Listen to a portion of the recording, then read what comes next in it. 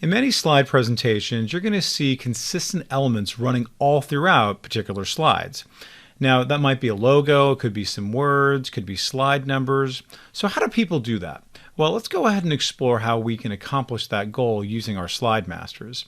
So if we go over here to the View tab and we click on Slide Master, we're going to see way in the top we have this main master way up here. Now earlier we talked about all of these guys, which are our individual layout masters. Well, this one is essentially the mold for the mold. So if I put, let's just say, for example, a logo here, you're going to see on most of the slides down below, the logo will then appear. If I change the font for our title up on top here, all the rest of them will then follow suit. So let's go ahead and try that. Now if we go back over to here to Home, and I'm going to choose my bold, I'm going to make this a different color. Let's now make that purple. What I want you to notice now, every single one of these changes except for the one I made specific changes to. So let's go ahead and click through these. I click here and you're going to see that this is purple and bold. I click here, purple and bold. I click here, purple and bold. And all throughout, wherever there's going to be a heading, you're going to see it's going to be purple and bold.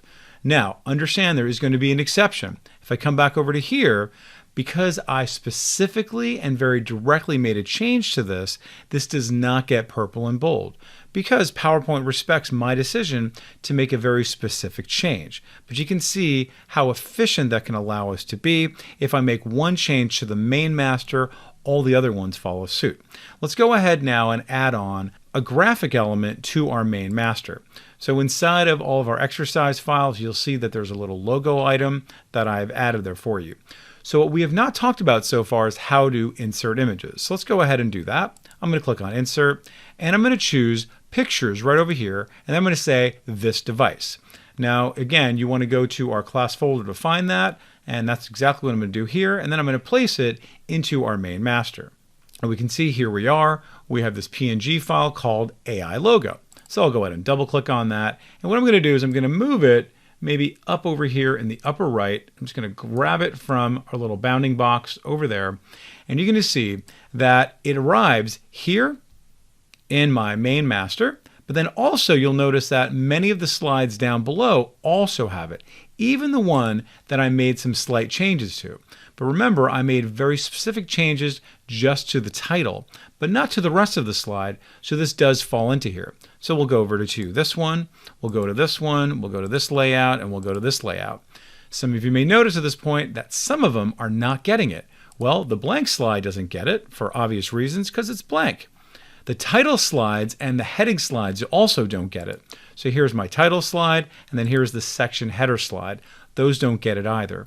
And again, that's by design because they're essentially kind of like an album cover where you may not want these things.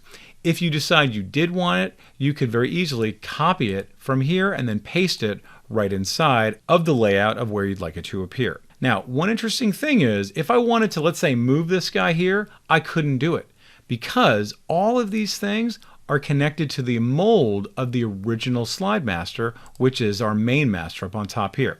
So let's go ahead now and just drag this down to the lower right of this slide and keep your eye on the left-hand side. We're going to see all of them now come over here to the lower right. But if I come over here to my title and content layout, notice I cannot click on it. Can't click, can't click, can't click.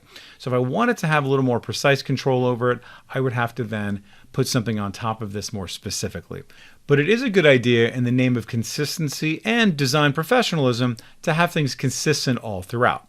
So let's go ahead and have our moment of truth and see what this looks like in our normal view. So I'm going to click on Close Master View, and now we'll see where does that logo live. Well, remember, some of them are not going to have it and some of them will have that logo.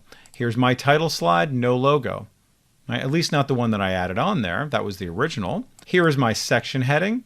Look at that, no logo. And then again, here's another little title. And now let's go ahead and take a look at these guys. There it is in the lower right. Let's come over to here, lower right, lower right, lower right. You can see that, beautiful across the board. And again, how did I get that? Just by adding it to the main master. In case this isn't clear, let's go ahead and try that one more time and let's put it someplace else. So I go back to View, I'm going to click on Slide Master, and again, this is all about efficiency and consistency. Let's go ahead and drag this up to the upper right, and let's make it a tiny bit smaller. And now I will return back to Slide Master, back to Close Master View, and we'll see everybody follows suit. Across the board, one change makes them all change. Global changes from one place. So hopefully you're now seeing the power and the value of working with Slide Masters on many, many levels.